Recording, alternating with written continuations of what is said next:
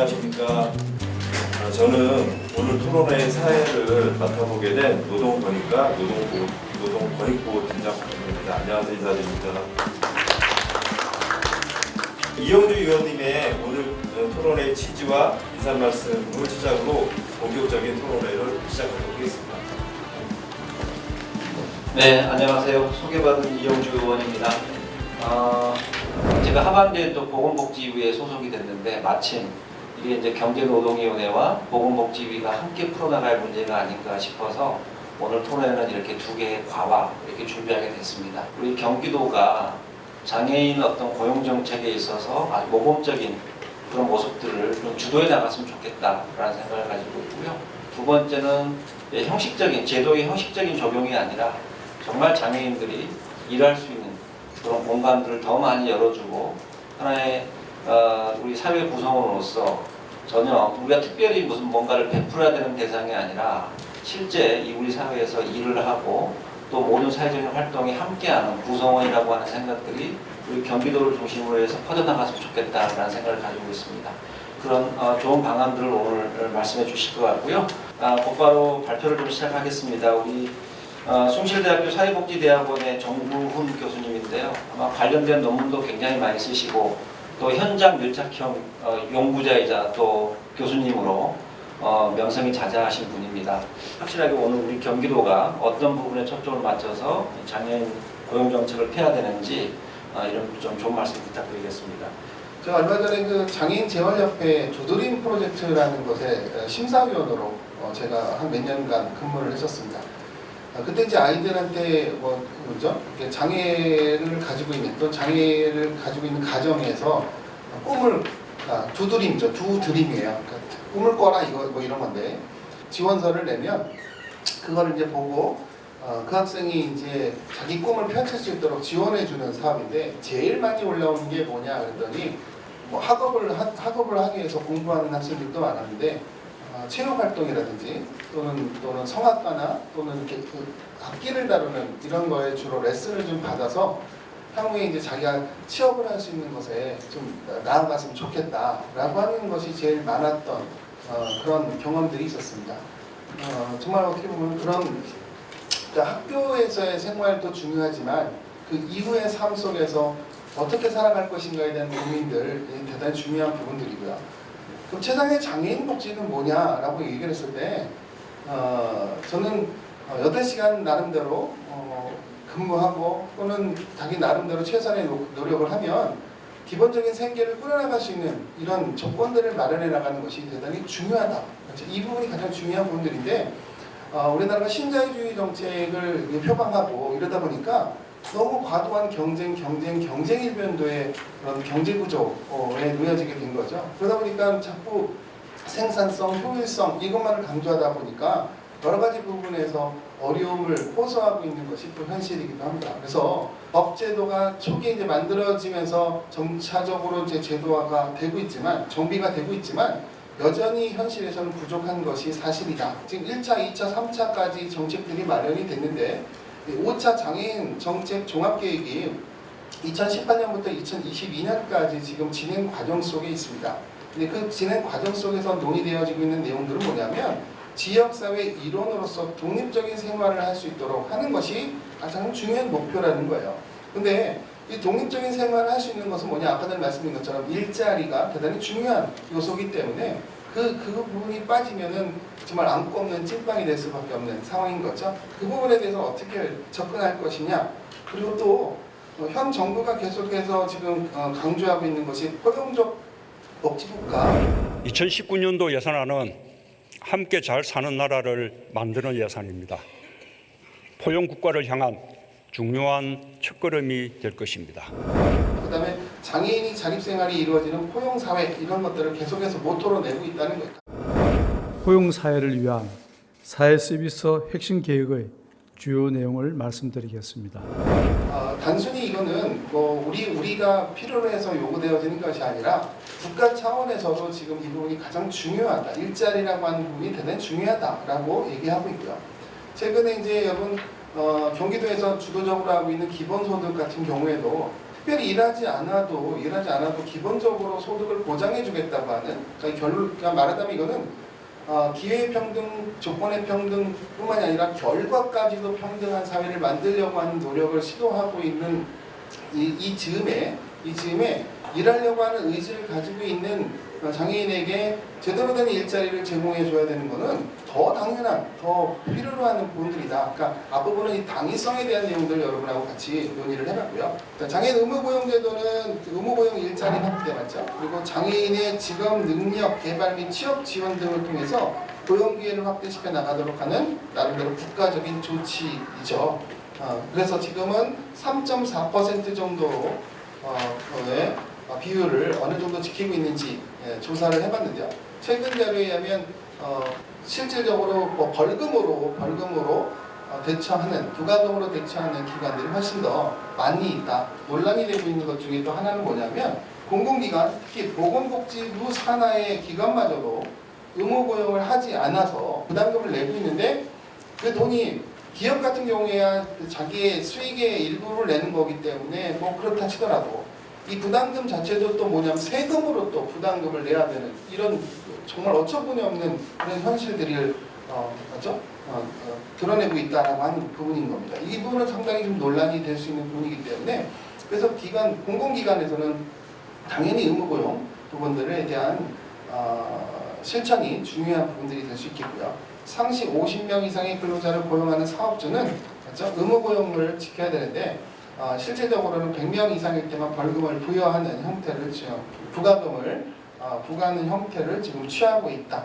그다음 민간기관의 부가금으로 장애인 고용 사업을 나름대로 운영하고 있는 실제 그래서 고용공단도 이 부담금을 통해서 나름대로 재원을 확보하는 이런 구조를 자꾸 취하다 보면 고용을 많이 해야 하기보다는 오히려 부가금을 더 많이 받아야 기관을 운영하는데 효과가 크지 않겠느냐는 그런 인식을 가져올 수 있는 그런 부분들이 있다라고 하는 거죠. 그래서 이런 여러 가지 문제들 때문에 나름대로 장애인 고용과 관련해서는 한계점들이 많이 드러나고 있는 것이 현실이다라고 하는 부분들이고요. 그런데 외국 같은 경우에는 이 장애인 고용과 관련해서는 인권의 개념으로 바라보고 있다라고 하는 거죠. 그렇죠? 우리 사회에서도 사회복지가 이제 최근에는 가장 화두가 되고 있는 것이 바로 인권의 개념입니다. 인권. 이게 권리라는 거죠. 시혜적인 또는 수혜를 받는 부분으로 받아들이는 것이 아니라 이제 이걸 당연한 권리로 받아들여야 된다. 권리다. 이런 얘기를 많이 해요. 이게 뭐죠? 생산성이 많이 떨어지기 때문에 고용하는 것이 너무 어렵다. 이런 얘기를 하는데 사실은 그 이전부터 교육부터 또는 여러 가지 부분에 있어서 장애 요소가 너무 많은 거예요. 여러분 외국 같은 경우에는요 장애가 있더라도 학교에서 학업을 하거나 같이 할 때 어려움들이 별로 이렇게 느끼지 않고 갑니다. 근데 우리나라에서는 장애가 있는 경우에는 학교 내에서부터도 벌써 교육에서도 어려움이 많고요. 최근에 여러분 코로나 사태로 인해서 학교도 지금 저희 학교도 1학기는 다 온라인 교육을 했거든요. 근데 온라인 교육을 할 경우에 여러분 장애가 있는 학생들한테 자막이나 이런 것들이 충분히 더 제공이 돼야 됨에도 불구하고 그 학생들 같은 경우에는 수업할 때도 그 수업에 참여할 수 있는 권한마저도 너무 부족한 거예요. 그러다 보니까 자꾸 어떻게 보면 직업 능력이라든지 이런 것들이 저하될 수밖에 없는 상황 속에 놓여질 수도 있잖아요. 그러니까 여러 가지 부분에서 이제는 이거 왜 능력이 부족하지라고 하는 부분이 아니라 어떻게 보면 권리로서 계속해서 교육부터 그 다음에 그 능력을 가질 수 있는 범위까지도 확대해서 우리가 접근하는 것이 필요하다 이렇게 볼 수가 있겠고요. 제 원래 주전공은 학교사회복지입니다. 학교에 그 어려움을 호소하고 있는 아이들, 학생들을 좀 도와줄 수 있도록 해주는 것이 제 전공인데요.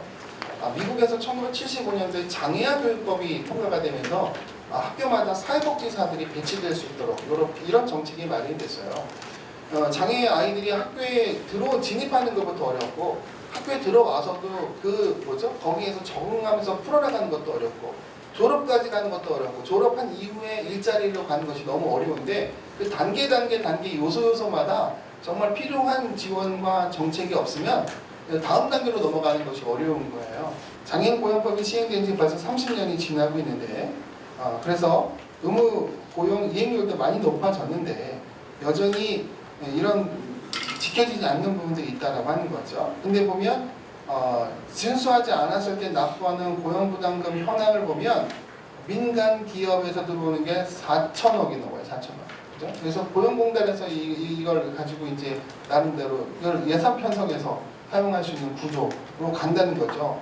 정부에서 예산을 편성해서 하는 게 아니라 이 부담금으로 운영하는 구조를 자꾸 이게 양산하는 거는 바람직하지 않은 이런 구조라고 볼 수 있을 것 같고요. 그 다음에 공공기관도 150억 맞죠? 그 다음에 국가 및 지자체도 28억 원을 납부 이렇게 했고요. 그 다음에 대기업일수록 의무고용률이 낮아요. 오히려 부담금을 내지 않기 위해서 장애인을 고용하려고 하기보다는 부담금을 납부하는 방식으로 이걸 간편하게 여기고 있어서 이 기업체한테 왜 장애인 고용을 하지 않느냐 이걸 한번 물어본 거예요. 그랬더니 장애인에게 적합한 직무가 부족해서가 32% 정도 나왔고요. 업무 능력을 갖춘 장애인이 부족해서 20%, 장애인 지원자 자체가 없어서 12% 이 정도 나왔다는 거죠. 그러니까 이 의미는 뭐냐, 이 의미가 뭘까라고 봤을 때 그냥 의무고용이니까 당연히 의무만 이렇게 이러고만 할 게 아니라 어떻게 보면 그분들이 제대로 역할할 수 있도록 도와주는 것들까지도 같이 병행을 해야 되는데 그 병행 자체가 진행되지 못하고 있는 부분들이다. 외국의 장애인 고용 정책들을 좀 간단하게 좀 보려고 그러는데요. 핀란드의 장애인 고용 정책을 보니까요. 여러분 핀란드하고 노르웨이, 스웨덴이 복지의 아주 대표적인 나라들이잖아요. 근데 여기를 보면 법은 많이 허술한 부분이 많은데 인식이라고 하는 부분이 상당히 다르다는 거죠. 제가 여러분 예전에는 제가 나사렛 대학교에 겸임 교수로 있었는데 나사렛 대학교가 장애 학생들이 되게 많이 다니는 학교였거든요. 저는 그 학교에서 깜짝 놀랐던 그 경험을 좀 해본 적이 있어요. 그게 뭐냐 했더니 교직원 식당에서 이제 식사를 하려고 기다리는데 지체 장애가 있는 학생이 이제 지갑에서 돈을 빼서 식권을 사려고 그러는데 이게 동작이 느리니까 이 빼고 이렇게 하는 게 너무 어려움이 있는 거예요. 그래서 뒤에서 제가 보고 있다가 이제 빼드릴까요? 그리고 빼드리고 싶은 마음이 굴뚝 같았는데 거기 있는 학생들이 다 또는 교직원들이 다 뭐예요? 그냥 기다리고 있더라. 수납하는 사람들 뭐예요? 좀 기다려주고 있더라.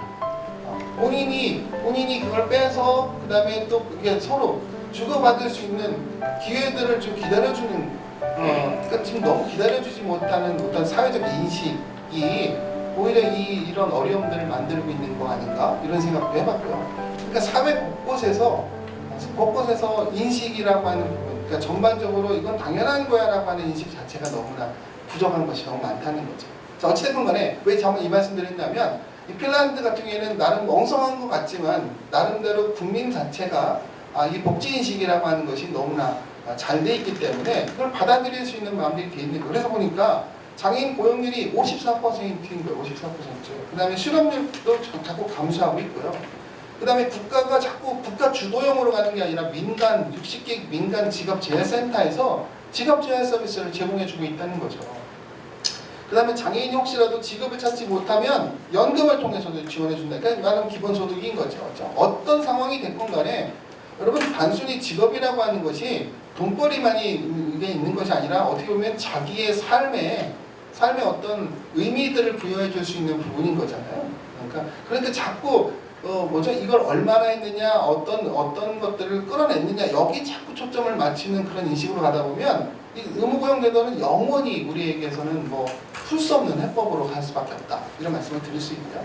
그러니까 이런 전반적인 내용들이 이제 경기도 차원으로 좀 가져와 보자는 거예요. 경기도 차원에서 장애인 고용 인프라를 확충하는 부분들인데요.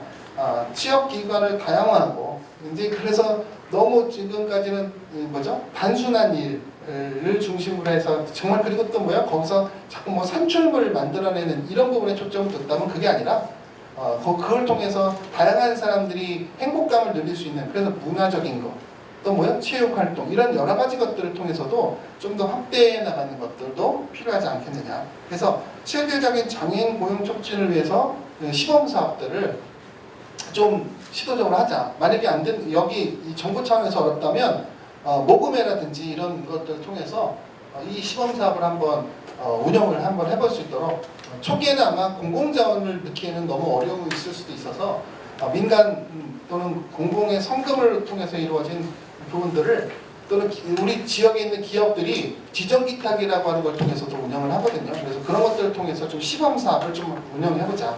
그래서 이 성공적인 시범 사업에 대해서는 아까 말씀드린 것처럼 홍보, 그다음에 선도적인 운영 체계를, 그러니까 성공 사례가 나오면 그거를 그냥 민간 차원에만 남겨놓을 게 아니라 정부 차원에서도 좀 더 지원해줄 수 있는 구조적인 걸 마련하고, 그래서 맨 마지막에 사회적 약자에 대한 어떤 무한돌봄의 경기도 이미지. 아까 전에도 무한돌봄이라고 하는 부분을 통해서 전국에 복지사각지대, 법적으로는 지원해줄 수 없는 부분에 대해서도 끝까지 책임져야 되는, 그래서 무한적으로 돌봄한다라고 하는 것들을 나름대로 모토로 잡았다는 경기도가 장애인 쪽에서도 이런 역할을 해나갈 수 있는 부분을 해나가면 좀 어떨까라는 말씀을 드리면서 발제를 마치도록 하겠습니다. 감사합니다.